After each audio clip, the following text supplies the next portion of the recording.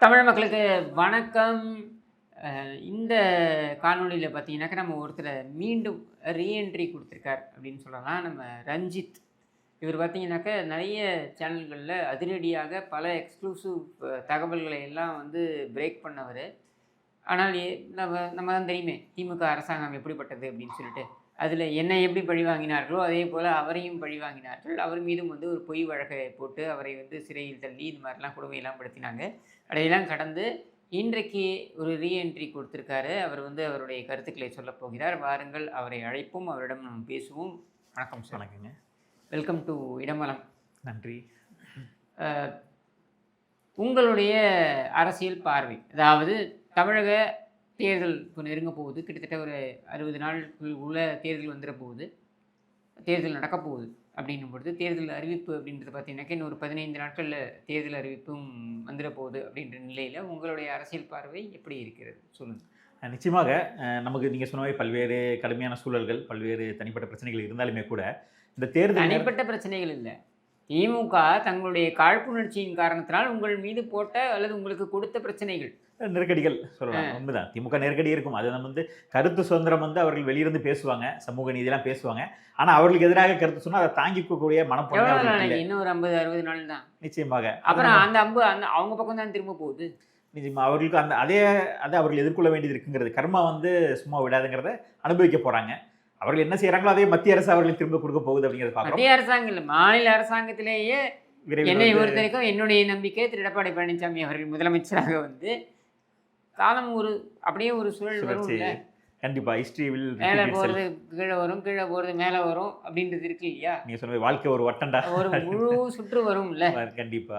அப்போ ஐயோ கொள்றாங்களே ரிப்பீட் ஆகிறதுக்கு வாய்ப்பு இருக்குல்ல. நிச்சயமாக. நீங்க சொன்ன மாதிரி மத்தியில வந்து காங்கிரஸ் வந்து நாட்டுக்கு பேராபத்து, மாநிலத்துல திமுக மாநிலத்துக்கு பேராபத்து. அதனால நம்ம வந்து எதிர்த்து குரல் கொடுத்தே ஆக வேண்டிய கட்டாயத்தில் இருக்கிறோம்.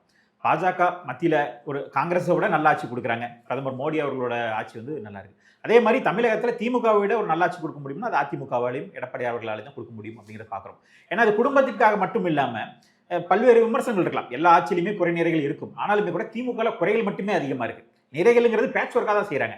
இப்போ சமீபத்தில் கூட பார்த்தோம்னா 5000 ரூபா கொடுத்துட்டோம், பேட்ச் ஒர்க் செஞ்சுட்டோம்னு சொல்லி சொல்கிறாங்க. ஆனால் அதில் என்ன சிக்கல் இருக்குன்னா, பட்டியல் சமுதாய பழங்குடி சமுதாயத்தோட நிதியை எடுத்து கொடுத்துருக்குறாங்க. இப்போ அது உடனே ஒரு நாங்கள் அதை பற்றி வெளியே வந்ததுமே இல்லை நாங்கள் கொடுக்கல வைக்கல அப்படின்னாங்க. சரி அப்படியோ, சரி பொய்யான அறிக்கையை தான் எதிர்கட்சிகள் சொல்லிட்டாங்களோ, உண்மையிலே இவங்க செய்யலை போல, இவங்க நல்லவங்க போலன்னு எடுத்து பார்த்தா அதில் லைட்டாக சொல்லியிருக்காங்க. இல்லைங்க, நாங்கள் மொத்தமாக எடுக்கல, அந்த பட்டியல் சமுதாய பழங்குடி சமுதாயத்திலிருந்து எடுத்தோம், அதை எடுத்து இதில் இருக்கக்கூடிய பட்டியல் சமுதாய பழங்குடி சமுதாய பெண்களுக்கு கொடுத்தோம் அப்படின்னு பூசி மொழிகிட்டாங்க. அப்படி எடுத்திருக்கீங்க, அதாவது நாங்கள் திருடணும் ஆனால் திருடலை அப்படிங்கிற மாதிரி டிபிக்கல் கருணாநிதி தனம்னு சொல்லுவோம். நிச்சயமா. அதாவது விஞ்ஞானபூர்வமான ஊழல், அதுதான் கருணாநிதி தனம் அப்படின்னு அதுக்கு ஒரு பேர் அப்படின்ட்டீங்க. அது கரெக்ட், நீங்க சொன்னது நியாயமான வார்த்தை. அதாவது நாங்கள் பண்ணவே இல்லைன்னு கத்துனாங்க. அப்புறமேட்டு பின்னாடி அப்படியே வந்து ஒரு இது ஒத்துக்கிறது அப்படிங்கிற மாதிரி பண்ணியிருக்கிறாங்க. அதாவது பட்டியல் சமுதாய பழங்குடி சமுதாயத்துக்கு மேம்பாட்டுக்காக கொடுக்குறாங்க. அவங்களோட கல்விக்காகவோ இல்லை வந்து வாழ்வாதார மேம்பாடு, தொழில் மேம்பாடு, அவங்களுக்கு ஒரு நிலம் வாங்குறதுக்கான திட்டங்கள், வீடு கட்டிக்கிறதுக்கான திட்டங்கள், அவங்க பொருளாதாரத்தில் உயரணும், பட்டியல் சமுதாய மக்கள் உயர்ந்து வரணுங்கிறதுக்காக ஒரு நல்லோக்கத்துக்காக கொடுக்குறாங்க. மத்திய அரசு அந்த மக்கள் தொகைக்கு ஏற்ற மாதிரி நிதி ஒதுக்கி கொடுக்குறாங்க. ஆனால் இவர்கள் வந்து மத்திய அரசு கொடுக்கலன்னு பழிய சொல்லிக்கிட்டு கொடுத்த நிதியை பயன்படுத்துறதில்ல. பயன்படுத்தாமல் தேக்கி வச்சு இந்த மாதிரி ஏதாவது நிதிகளுக்கு ஒதுக்குறது. நீங்கள் 1000 ரூபாங்கிறது பொதுவான திட்டம், எல்லாருக்குமான திட்டமாக இருக்கும் பொழுது நீங்கள் பொது நிதியை ஒதுக்கி கொடுத்துருக்கணும். அதை விட்டுட்டு அதுலேருந்து நீங்கள் நிதி எடுத்து இதில் கொடுத்துட்டு 1200 கோடி ரூபாய்க்கு மேலே அதுலேருந்து நிதி எடுத்துருக்காங்க, எடுத்து இந்த திட்டத்துக்கு பயன்படுத்தியிருக்காங்க. ஆனால் கல்வி உதவித்தொகைக்கு எவ்வளோ? 50 கோடி, ஸ்காலர்ஷிப் கொடுக்கறதுக்கு 50 கோடி, விடுதிகள் கட்டுறதுக்கு 10-15 கோடி, சிறிய தொகை. நீங்கள் 1200 கோடி எங்கே இருக்குது, 50 கோடி எங்கே இருக்குது? அப்போ எப்படி அந்த மாணவன் வந்து படித்து முன்னேறுவான்? கடைசி வரைக்கும் அந்த தலித் மக்கள் வந்து முன்னேறவே கூடாது. அப்போ தான் உங்கள் பொய்யும் புரட்டையும் கேட்டுக்கிட்டு ஏமாந்துக்கிட்டு அங்கேயே இருப்பான், உங்களுக்கு ஒரு வாக்கு வங்கியாக இருப்பான். இது ஒரு பக்கம் பண்ணிக்கிட்டு இருக்காங்க. இஸ்லாமியர்களுக்கு நாங்கள் வந்து நல்லது செய்கிறோம் அப்படிங்கிறாங்க. என்ன நல்லது செஞ்சீங்கன்னா, இப்போ ஒரு தலைமை ஹாஜியை நியமிக்கிறாங்க. யாரை நியமிச்சாங்கன்னா, இவர்களோட தோழமை கூட்டணி கட்சிகள் இருக்காங்க. ஜவாஹிருல்லா இருக்காரு, நவாஸ் கனி இருக்காங்க. இவர்களுக்கு ஆகாத ஒருத்தரை நியமிக்கிறாங்க. கூட்டணியில் இருக்கக்கூடிய இஸ்லாமிய தலைவர்களுக்கே ஏற்புடைய இல்லாத ஒரு தலைவரை நியமிக்கிறீங்கன்னா, அப்போ நீங்கள் என்ன போய் அந்த சமுதாய மக்களுக்கு செய்வீங்க? இவர்கள் வந்து பகிரங்கமாக கேட்கக்கூடியவர்கள், நீங்கள் பொதுவெளியில் மக்கள் மத்தியில் குரல் கொடுக்கக்கூடியவர்கள், இஸ்லாமிய தலைவர்கள். அவர்களுக்கு ஏற்புடையது இல்லாத ஒரு தலைவர் தான் நீங்கள் நியமிக்கிறீங்க தலைமை ஹாஜியா. அப்போ நீங்கள் எப்படி அந்த சாமானிய ஒரு இஸ்லாமியன் வந்து உங்கள் ஆட்சியில் வந்து பயனடைவான்? அப்போ தலித் மக்களுக்கும் ஒரு பயணம் இல்லை, இஸ்லாமியர்களுக்கும் ஒரு பயணம் இல்லை. நீங்கள் ஹிந்துக்களுக்கு பண்ண மாட்டீங்க, ஹிந்துக்களுக்கு நீங்கள் விரோதி, அது ஊரறிஞ்ச விஷயம். நீங்க வந்து இந்துன்னா திருடம்பிங்க, ஹிந்துக்களுக்கு வந்து நீங்க ஒரு நியாயம் கூட கிடைக்காது. திருப்பரங்குன்றத்துல ஒரு தீபம் ஏத்த கூட நீங்க விட மாட்டீங்க. சட்ட போராட்டம் பண்றீங்க. அரசாங்கம் இது நீதிமன்றமே கொடுத்துருச்சு. நான் வந்து ஒரு ஸ்பெஷலா ஒண்ணும் கேட்கல. நீதிமன்றம் சொன்னதை செய்யறதுக்கு விட அதுவும் மாட்டேங்கிறீங்க. என்ன, கோவிலுக்கு சொந்தமான இடத்துல அவங்க தீபம் ஏற்றுவதை முஸ்லிம் மக்களே எதிர்க்காத பொழுது நாங்கள் வந்து எதிர்ப்போம் அப்படின்னு இவங்களே வந்து, அதுவும் என்ன, கோவிலில் இருக்கக்கூடிய அறங்காவலர்களை வைத்து இதை பாருங்க, கோவிலை சேர்ந்தவர்களே எதிர்க்கிறோம் அப்படின்னு சொல்ல வைக்கக்கூடிய குரூரமான எண்ணம் படைத்தவர்கள். இது எப்படி தெரியுமா? உங்களுக்கு ஞாபகம் இருக்கான்னு தெரியல. 1970களில் கருணாநிதிக்கு டாக்டர் பட்டம், கௌரவ டாக்டர் பட்டம் வழங்குவது அப்படின்றது தவறு அப்படின்றதை எதிர்த்து போராடிய மாணவன் உதயகுமார், அந்த மாணவன் கொலை செய்யப்பட்டான். அந்த மாணவனுடைய பிணம் வந்து பிணவரையில் வைக்கப்பட்டிருக்கு. அன்றைக்கி தான் கருணாநிதி வரார் அந்த நிகழ்ச்சிக்காக. அந்த மாணவனுடைய பிணத்தை அந்த பெற்றோர்களே அடையாளம் காணக்கூடாது என்று நிர்பந்தித்த கொடூரர்கள். இது இவ்வளோ கொடூரம் ஏதாவது இருக்க முடியுமா? நிச்சயமா. இப்படி இதெல்லாம் மேலே போய் இந்த கௌரவ பட்டத்தை வாங்கி என்னத்தை கிழிக்க போகிறேன்? இப்போ அதே தான் அப்படியே பார்த்தீங்கன்னாக்கா திருப்பரங்குன்றம் விவகாரத்துலேயும் பார்த்தீங்கன்னா, நான் வந்து என்ன நடந்தாலும் சரி, நான் இதை செய்ய விட மாட்டேன், முஸ்லீம்களை ஏற்றுக்கொண்டாலும் நான் செய்ய விட மாட்டேன், அதுதான் அப்படின்றது என்ன மாதிரியான ஒரு குரூர எண்ணம்? நிச்சயமாக நீங்கள் சொன்ன மாதிரி, அதாவது ஹிந்துக்களுக்கு தான் செய்யலை, சரி இஸ்லாமியர்களுக்கு அது நல்லா செஞ்சோம்னா அதுதான் நம்ம சொல்லிட்டோம். நீங்கள் ஏதோ இஸ்லாமியர்களுக்காக இஸ்லாமியர்களோட உரிமையை காப்பாற்றுறதுக்காக தான் நாங்கள் தீபத்தை ஏற்ற விடலை, நம்ம இன்னும் தர்காவை எரிக்க போகிற மாதிரியும் அதை தடுத்து நிறுத்தின மாதிரி ஒரு தீபத்தை இப்படி ஒரு தீபம் அதை ஏற்றிட்டு போயிருப்பாங்க, அதுக்கு பிரச்சனை பண்ணிட்டு நீங்கள் அந்த மக்களுக்கு என்ன நல்லது செஞ்சீங்க? சிறுபான்மையினர் நலத்திட்டங்கள் எதையுமே உருப்படியாக செய்யலை. நீங்கள் இஸ்லாமிய சிறைவாசியை விடுவிப்பீங்க, நீங்கள் அதை நீங்கள் செய்யலை. அதே மாதிரி நம்ம சொன்ன மாதிரி தலைமை ஆட்சியிலேயே வந்து நீங்கள் வந்து முன்னுக்கு பின்புறனாக வேணுக்குன்னே, அதாவது அவர்களை வந்து நீங்கள் கூட்டணியில் இருக்கக்கூடியவர்களை கில்லுக்கிறையா நினைக்கிறீங்க. ஏன்னா இந்த வேங்கைவேல் போன்ற சம்பவங்கள், இந்த மாதிரி தலைமை ஆட்சி நியமனம் இதெல்லாம் வந்து என்னன்னா சீண்டி பார்க்கறது. கூட்டணி எந்த அளவுக்கு நம்மளுக்கு வந்து அடிமையா இருக்கார்கள்னு சொல்லி பார்க்குறேன். அவர்களுக்கு எதிரான ஒரு விஷயத்தை செஞ்சு பார்த்து இவனுக்கு இன்னும் சுரணை இருக்கா இல்லையா, இவன் எதிர்த்து கேள்வி கேட்கறானா இல்லையான்னு நீங்கள் அவர்களை வந்து வம்பிழுத்து பார்க்கறது. ஏன்னா தொழிலாளருக்கு எதிராக இருக்கிறீங்க, கம்யூனிஸ்ட்டை கூட வச்சுக்கிட்டே. அதாவது இவங்களோட இதை பார்த்தீங்க, இவங்களோட எப்படிப்பட்ட ஒரு சாடிஸ்டா இருக்காங்கன்னா, கூட்டணியில யாரு தலித் மக்களுக்கு குரல் கொடுக்கக்கூடிய திருமாவர்களை வச்சிருக்காங்க. ஆனா நீங்க வேங்கவேல படு மோசமா நடந்துக்கிறீங்க, அதே மக்கள் மேல கேச போடுறீங்க. இஸ்லாமியர்களை கூட வச்சுக்கிட்டு அவர்களுக்கு எதிரான ஒரு தலைவரை நியமிக்கிறீங்க. கம்யூனிஸ்டுகளை கூட வச்சுக்கிட்டு அவர்கள் தொழிலாளர் நலன் பேசக்கூடியவர்கள் அவர்களை கூட வச்சுக்கிட்டு மக்களை, உழைக்கும் மக்களை வந்து அடிச்சு விரட்டுறீங்க. அதாவது ஒரு சாமானிய ஒரு மக்கள், துப்புரவு தொழிலாளர்கள் அவர்களை வந்து அடிச்சு விரட்டுறீங்க. அங்கன்வாடி பணியாளர்கள் இவர்கள்லாம் ஒரு ரொம்ப சாதாரண ஒரு சாமானிய மக்கள், ஒரு கடுமையான ஒரு உடல் உழைப்பு கொடுக்கிறவர்கள் அவர்களை வந்து நீங்க அடிச்சு துன்புறுத்துறீங்க. சரி, அதே மாதிரி அடுத்த தலைமுறைக்கு வழிகாட்டக்கூடிய ஆசிரியர்கள் அவர்களையுமே நீங்க வந்து ஒரு கண்ணியமா நடத்திருக்கீங்களா? அவர்களையுமே கூட கண்ணியமா நடத்தல. அவர்கள் வந்து ஒரு கோரிக்கையை வைக்கிறாங்க, நீங்க பேசியிருக்கலாம். அதை விட்டுட்டு அவர்களை வந்து சித்திரவதை பண்ணி அவர்களை வந்து ஒரு இரண்டாம் தர நபர்கள் மாதிரி நடத்துறீங்க. ஆனா கைதிகள் எல்லாம் வெளிவிட்டுருவாங்க. ஒருத்தன் வந்து குண்டர் தட்டில் போடாமல் வெளியே விட்டு அவன் கொண்டு போயிட்டு குண்டு போடுறான் கவர்னர் மாளிகையில், பெட்ரோல் குண்டு வீசிட்டு போகிறான். அவனுக்கெல்லாம் கடுமையான சட்டங்கள் திட்டங்கள் பாயிறதில்ல. ஒரு விவசாயிக்கு குண்டர் சட்டம், அதாவது எல்லாம் தாண்டி போயிட்டானா. விவசாயிகள் மேல்மால விவசாயிகள் போராடிய விவசாயிகள் மேலே விபச்சார வழக்கு, மோசமான அதான் பொய் வழக்கு போடுறது. இவர்களுக்கு வந்து நம்ம ஒரு கருத்து சொல்கிறோம்னா கருத்தால் எதிர்கொள்ள மாட்டாங்க. இப்போ உதாரணத்துக்கு நம்ம சொன்னோம் 5000 ரூபா வந்து நீங்கள் வந்து SC/ST திட்டத்திலேருந்து கொடுத்துட்டீங்க அப்படின்னு நம்ம சொல்கிறோம்னு வச்சுக்கோங்களேன். அதில் வந்து ஒரு உண்மை என்னன்னா, நீங்கள் அதுலேருந்து எடுத்து கொடுத்துருக்கீங்கிறது உண்மை. நம்ம 19 சொல்லிட்டோம்னா இதுக்கு ஒரு அவதூறு வழக்கு போட்டுருவாங்க, இதுக்கு நம்மளை கைது செஞ்சு சிறையில் அடைக்கிற அளவுக்கு மோசமான சூழல் போவாங்க. ஆனால் இவர்களோட அந்த பொய்யை வந்து வெளிப்படுத்தவே கூடாது அப்படிங்கிற ஒரு கொடூர எண்ணத்தோடு இருக்கிறாங்க. இந்த கூட்டணி இப்போ அமைச்சிருக்காங்க இல்லையா, இந்த கூட்டணி எப்படி போகும்னு நினைக்கிறீங்க? ஏன்னா இவர்கள் 3 மாதங்களுக்கு முன்னர் வரை சொல்லி கொண்டிருந்தது என்னன்னாக்கா, நாங்கள் வந்து பார்த்தீங்கன்னாக்கா நாங்கள் மதச்சார்பற்ற கூட்டணியை அமைத்து விட்டோம், எங்கே சென்றாலும் நாங்கள் வந்து ஒன்றாகத்தான் பயணிக்கிறோம், அதாவது நாங்கள் ஒன்றுக்கு போனால் கூட 13 பேரும் ஒன்றா தான் போவோம் அப்படின்னு சொல்லக்கூடிய அளவில் வந்து ஸ்டாலின் பேசி கொண்டிருந்தார். ஆனால் இன்றைக்கி பார்த்தீங்கன்னா கூட்டணியில் அது காங்கிரஸ் மானங்கிட்ட கேள்வி கேட்குறாங்க. இந்த கேள்வி அந்த கேள்வி இல்லை, மானங்கிட்ட கேள்வி கேட்குறான். பதிலே சொல்லாமல் தேல் கொட்டின திருடம் மாதிரி வாயை மூடிக்கொண்டிருக்கிறார்கள். இதை பற்றி நீங்கள் என்ன நினைக்கிறீர்கள்? நிச்சயமாக காங்கிரஸ் கூட வந்து திடீர்னு சுயமரியாதையும் சூடு சுரணையும் வந்துருச்சு. அங்கேயும் ஒரு சிலருக்கு திடீர்னு எழுந்து பேசுகிறாங்களே, ஆச்சரியமா இருக்கு. ஏங்க எத்தனை ஆண்டுகள், 22 ஆண்டுகள் கூட பயணிக்கிறாங்க. நடுவில் ஒரு 2 ஆண்டுகள் விட்டுருங்க, மற்றபடி 22 ஆண்டுகள் கூட பயணித்து என்ன கொடுத்தீங்க நீங்கள்? நிச்சயமா அது சொன்ன அதுக்கும் மேலே முதல் முறை ஆட்சிக்கு வரதுக்கும் இதே காங்கிரஸோட தேவை தான். முதல் முறை தமிழகத்தில் இந்த தீய சக்தி ஆட்சிக்கு வரத்துக்கு துணை போனது காங்கிரஸ். அதனால தான் அவர்கள் வந்து நாட்டு முழுக்கவே அந்த செஞ்ச பாவம் சும்மா விடாதுன்ட்டு அவர்கள் இந்த தீய சக்தியை கொண்டு வந்து விட்டதனால இந்தியாவிலேருந்தே துடை தெரியப்பட்டார்கள். இன்னைக்கு அதோட இதை அனுபவிக்கிறாங்க. மக்கள் என்ன கஷ்டத்தை அனுபவிச்சாங்களோ அதே கஷ்டத்தை காங்கிரஸ் அனுபவிக்குது. அதனால குமுறி எழுறார்கள். இன்னைக்காவது சுயமரியாதையோட வெளியே போவாங்களா, இல்லை இன்னும் 5 சீட்டுக்கு 10 சீட்டுக்கு வந்து தங்களை அழக வைக்க போறாங்களான்னு பொறுத்து இருந்தா பார்க்கணும். திமுக ஏதாவது ஒரு ஏமாற்றுகள் வித்தைகளை பண்ணி மக்களை எப்படி ஏமாத்துறாங்களோ அதே மாதிரி கூட்டணி கட்சிகளையும் ஏமாத்தி சீட்டு தரேன் வைக்கிறேன்னு சொல்லி எதையாவது ஒரு பேசி ஏமாத்தி கூட்டணி தக்க வச்சுக்க முயற்சி பண்ணுவாங்க. என்னதான் இவர்கள் இந்த கூட்டணி தக்க வச்சாலுமே கூட இந்த முறை இவர்களுக்கு வந்து தோல்வி உறுதி.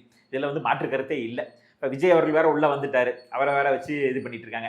இத்தனை நாளா கூட்டணி கட்சிகள் ஏன் அமைதி காத்தாங்கன்னா போக்கிடம் இல்லாம இருந்தாங்க. அதனால என்னாச்சுன்னா ஒரு தொங்கு சதையாக ஊதுகுழலாக மாறி திமுகவுக்கு அடிவருடியாவே போயிட்டாங்க. அதாவது எந்த அளவுக்குன்னா இன்னைக்கு மாணிக்கம் தாகூர் என்ன சொல்கிறார் அப்படின்னு பாருங்க, கூர்ந்து கவனிங்க. அவர் என்ன சொல்றாருன்னா, பழியெல்லாம் நாங்கள் சுமந்து கொண்டிருக்கிறோம் அப்படின்னு. என்ன பழி? அதான் திமுக மேல இருக்கக்கூடிய நீங்கள் செய்யக்கூடிய கொடூரமான செயல்கள், நீங்கள் செய்யக்கூடிய ஊழல்கள், நீங்கள் செய்யக்கூடிய அக்கிரமங்கள், அராஜகங்கள், இது எல்லாவற்றுக்குமான பழியை நாங்கள் சுமந்து கொண்டிருக்கிறோம் அப்படின்னு சொல்றாரு. இதைத்தானே நாங்கள் கடந்த 6 மாதங்களாக சொல்லிட்டு இருக்கோம், 7 மாதங்களாக சொல்லிட்டு இருக்கோம். திமுக இந்த முறை தேர்தலை சந்திக்கும் பொழுது திமுகவுக்கு கிடைக்கக்கூடிய செருப்படியை விட கூட்டணி கட்சிகளாக தொங்கு சதைகளாக இருந்து கொண்டிருக்கின்ற நபர்களுக்கு கிடைக்கக்கூடிய செருப்படிகள் தான் அதிகம். ஏன்னா நீங்கள் சுட்டி காண்பிப்பதற்கான அந்த வாய்ப்பை நீங்கள் தவற விட்டீர்கள். உங்களுடைய சுயலாபத்திற்காக அதை நீங்கள் கண்டுக்காமல் விட்டீர்கள். அவன் கொள்ளையடிக்கிறான், அவன் கூடையே நீ இருக்க, கூடையே உத்திரைய செவ்வாழைன்ற மாதிரி கூடையே சுற்றிக்கிட்டு இருக்க. அவன் கொள்ளையடிக்கிறான், அவன் அராஜகம் பண்ணுறான், அயோக்கியத்தனம் பண்ணுறான். இது எதையுமே நீ கேட்காம வாயை மூடி இருந்துவிட்டு இப்பொழுது வந்து பழி நாங்கள் சுமக்கிறோம்னா உன்னை யார் சுமக்க சொன்னது? அவன் தான் ஆட்சியில் பங்கு தரல. தரலன்னு நீ எதிர்கட்சியாக செயல்பட வேண்டியது தானே. உன்னை யார் எதிர்கட்சியாக செயல்பட வேண்டாம்னு சொன்னது? நிச்சயமாக நீங்கள் சொன்ன மாதிரி இப்போ மத்தியில் அவர்கள் ஆட்சி இழந்ததுக்குமே திமுக மேலே தான் முக்கியமான காரணம். 2G வந்து மிகப்பெரிய ஒரு 2G அலை வந்து மிகப்பெரிய ஒரு அலையை அடிச்சுது. அதில் தான் வந்து காங்கிரஸ் துடை தெரியப்பட்டது அப்படிங்கிறத பார்த்தோம். இந்தியாவில் வந்து அவர்கள் ஆட்சிக்கே வர முடியாத ஒரு சூழல். 15 கிட்டத்தட்ட 10 ஆண்டுகளுக்கு மேலே வந்து அவர்கள் வந்து வீட்டில் உட்கார வைக்கப்பட்டிருக்காங்க. 3வது தேர்தலையும் அவர்கள் தோல்வியை சந்திச்சு நாடு முழுக்கவே தோல்வியை சந்திச்சுட்டு இருக்காங்க அப்படிங்கிறத பார்த்தோம். அதே வந்து இங்கே தமிழகத்தில் இந்த கூட்டணி தொடர்ச்சுன்னா இவர்கள் எந்த முகத்தோட மக்களை சந்திக்க போகிறாங்கிறது அவர்களுக்கே வந்து இப்போ ஒரு எண்ணம் வந்துருச்சு. எப்படி நம்ம வந்து மக்களை சந்திக்கிறது? ஒரு நலத்திட்டமும் பண்ணலை, இவ்வளோ ஊழல் வழக்குகள், எல்லா அமைச்சர்கள் மேலேயும் வழக்குகள் இருக்குது, நீதிமன்றத்தில் நிலுவையில் இருக்குது, எல்லா துறையிலையும் ஊழல், தினம் தினம் ஒரு ஊழல், மாதம் மாதம் ஒரு ரைடு. என்னதான் இடி பழிவாங்குன்னு சொன்னாலும் அதில் வரக்கூடிய ஆதாரங்கள் உண்மைகள் வந்து மக்கள் மத்தியில் பேசு பொருளாகுது. இத்தனை ஆயிரம் கோடி அத்தனாயிரம் கோடிங்கிறது வேலை போடுறதுல காசு வாங்கிட்டு போடுறாங்க, அது ஊழலில் மாட்டிக்குது.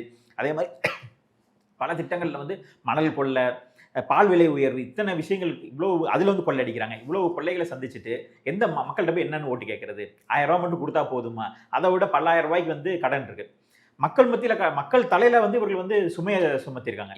மின்சார கட்டணத்திலிருந்து மின் கட்டணம், பால் விலை, வீட்டு வரி அப்படின்னு சொல்லிட்டு நீங்கள் உயர்த்தி கொண்டே போனது பார்த்தீங்கன்னாக்கா பல சதவீதமாக இருக்குது. இதையெல்லாம் கணக்கு போட்டு பார்த்தீங்கன்னாக்கா ஒவ்வொரு வீட்லேயும் நாங்கள், ஏன்னா நாங்கள் ஒவ்வொரு வீடாக போய் நாங்கள் பிரச்சாரம் பண்ணுறோம். வீடு வீடாக சென்று பிரச்சாரம் பண்ணி உங்களோட மளிகை சாமான் எவ்வளவுக்கு அரிசி வாங்குறீங்க, எவ்வளவுக்கு மற்ற மளிகை சாமான்லாம் வாங்குறீங்க, உங்களுடைய காய்கறிகள் செலவு எவ்வளவு, இதெல்லாம் கூட்டி கழித்து பாருங்கள். நாங்கள் இருந்த பொழுது எவ்வளவு இருந்தது, நீங்கள் இருந்த பொழுது எவ்வளவு இருந்தது அப்படின்னு அதிமுகவினர் வீடு வீடாக சென்று அந்த பில்லிங் அப்படின்னு சொல்லி பேசுகிறாங்க. பேசும் பொழுது பார்த்தீங்கன்னா அப்பொழுது இருந்ததை விட, நான் சொல்கிறது பார்த்தீங்கன்னாக்கா கடந்த அதிமுக ஆட்சியை விட சராசரியாக திமுக ஆட்சியில் கிட்டத்தட்ட இந்த 5 ஆண்டுகளில் பார்த்தீங்கன்னாக்கா கிட்டத்தட்ட 4.5 லட்சம் ரூபாய் அவர்களுடைய செலவு என்பது அதிகரித்திருக்கிறது. 4.5 லட்சம் ரூபாய் அப்படின்றத நீங்கள் 60 மாதங்களுக்கு நீங்கள் பிரித்து போட்டு பாருங்கள், இவ்வளவு அதிகரித்திருக்கிறது. அப்போ நீ கொடுக்கக்கூடிய இந்த 1000 ரூபாய் அப்படின்றது, அதுவும் முதல் நீ 27 மாதங்கள் நீ கொடுக்கவே இல்லை. 60 மாதங்கள் தான் உன் ஆட்சி, அதில் 27 மாதம் நீ கொடுக்கல. அப்போ நீ என்ன கொடுத்துருக்க? 32 மாதங்கள் கொடுத்துருக்க நீ. அப்போ நீ 32,000 ரூபாய் கொடுத்து கிட்டத்தட்ட 4 லட்சம் ரூபாய்க்கும் மேலே நீ வந்து கொள்ளையடித்து கொண்டு போகிறாய் எங்களிடம் இருந்து அப்படின்றத நம்ம சொல்லக்கூடியது. அப்போ முன்பணம் கொடுத்து, அதாவது நான் முன்கூட்டியே கொடுக்கிறேன், அடுத்த 3 மாதங்களுக்கு கொடுக்க வேண்டியதே இப்பொழுதே கொடுக்கிறேன் என்று சொல்லி அடுத்த 5 ஆண்டுகளுக்கு மேலும் ஒரு 5 லட்சம் கோடி ரூபாய் திருடுவதற்கு நீ வழி செய்கிறாய் அப்படின்னு தான் நம்ம எடுத்துக்கணும். நிச்சயமாக இது ஒரு முதலீடு, தொழில் முதலீடு மாதிரி இன்னைக்கு வந்து ஒரு 5000 செலவு திருட்டுக்கு பண்ணா முதலீடு. நிச்சயமாக நீங்க சொன்னது நீங்களே சொல்லிட்டீங்க, அருமையான வார்த்தை. அதாவது அதான் வரக்கூடிய தேர்தலில் ஆட்சியை பிடிக்கணும், எப்படியாவது ஆட்சியை பிடிச்சிடணுங்கிறதுக்காக என்னமாவது பண்ணி எங்க இருந்தாவது நிதி எடுத்து ஒரு சாதாரண ஒரு பழங்குடி மக்கள் பட்டியல் சமுதாய மக்களோட நிதியை திருடி அதையே கொடுத்து ஏதோ இவர்கள் கை காசை கொடுக்குற மாதிரி கலைஞர் திட்டம்னு சொல்லி பேர் வைக்கும்போது ஏதோ கலைஞரோட வீட்டுல இருந்து சொத்தை எடுத்து தான தர்மம் பண்ற மாதிரி படத்துல எல்லாம் ஜமீன்தார ரஜினி படத்துல கொடுப்பாரு வாரி வாரி வழங்குற மாதிரி கை கொடுத்து கொடுத்து கை செவந்துருச்சு அப்படிங்கிற மாதிரி கொடுத்துக்கிட்டு இருக்காங்க. இதெல்லாம் ஒரு சிறிய தொகை, அவர்கள் கொள்ளையடிச்சதுல ஒரு சிறிய தொகையை வந்து மக்களுக்கு கொடுத்துட்டு மக்களையும் கூட்டுதாரர்கள் நாங்க கொள்ளையடிச்சதுல உனக்கும் பங்கு கொடுத்துருக்கோம், நீ என்னை பத்தி பேசக்கூடாது அப்படின்னு சொல்லி வாயை அடைக்க பார்க்கிறார்கள். அதாவது டாஸ்மாக மூடுன்னு சொன்னோம்னா இவர்கள் வாயை மூட தான் பார்க்குறாங்களே தவிர டாஸ்மாக மூட பார்க்க மாட்டேங்கிறாங்க. இதே மாதிரி நம்ம வந்து பாஜக வந்துருங்கிறாங்க. சரி, பாஜக வந்து என்னதான் ஆகும்னு பார்த்தோம்னா குஜராத்லையும் உத்தரப்பிரதேசலையும் பெட்ரோல் விலை குறைவாக தான் இருக்குது, 94 ரூபா. இங்கே 100 ரூபாய்க்கு கொடுத்துட்றீங்க. இதுக்கு நீங்கள் போயிட்டு பாஜகவே வந்துட்டு போயிட்டு போகுது, எங்களுக்கு பெட்ரோல் விலையாவது குறையுமே, நீங்கள் என்னதான் செய்கிறீங்க, குறைக்கிறேன்னு சொல்லி குறைக்கல, மற்ற மாநிலங்களோட கூட கொடுத்துக்கிட்டு இருக்கீங்க. உங்களோட கூட்டணி ஆட்சிகள் கர்நாடகாவில் 106 ரூபாய்க்கு போகுது, நீங்கள் உங்கள் கூட்டணி ஆட்சி தான் அங்கே வந்து இன்னும் மோசமாக போய்கிட்டு இருக்கு. எதுக்காக உங்கள் ஆட்சி வேணும், என்ன மக்களுக்கு நன்மை? நீங்கள் இந்த 1000 ரூபாய் நீங்கள் அந்த 1000 ரூபாய் கொடுக்காட்டியும் விலைவாசி குறைஞ்சா மக்களே வாங்கிட்டு போயிடுவானே. இந்த 1000 ரூபாய் வச்சு என்னதான் செய்ய? ஒரு நாளுக்கு 5 ரூபாய் பெட்ரோல் குறைஞ்சா மாதத்துக்கு அதுவே 500 ரூபாய் செலவு மிச்சமாயிருது. இதை விட என்ன பயன் வேணும்? விலைவாசி குறைஞ்சிருமே, பெட்ரோல் டீசல் விலை குறைஞ்சா விலைவாசி குறைஞ்சிருமே, நீங்கள் கொடுக்குற 1000 ரூபாய் தேவையே இல்லையே. ஸோ இதனால் மக்களுக்கு சுமைதான் கூடுதே தவிர இதனால் எந்த பயனும் வரப்போகிறது இல்லை. 2011 இப்படி தான் நிறைய விளம்பரம் பண்ணாங்க, டிவியை கொடுத்தாங்க, என்னென்னமோ கொடுத்து பார்த்தாங்க, ஆனால் மக்கள் வீட்டுக்கு அனுப்பிட்டாங்கிறது அதே தான் திரும்ப நடக்கும் போது வரலாறு மீண்டும் திரும்ப போகிறதுங்கிறது தான் எதார்த்தம். நன்றி சார், எங்களுடைய ஸ்டுடியோக்கு வந்து இவ்வளோ நாள் உங்களுடைய நேரத்தை பகிர்ந்தமைக்கு மிக்க நன்றி. நிறைய நம்ம இன்னும் வருகின்ற நாட்களில் நிறைய பேசுவோம். நிச்சயமாக நன்றி.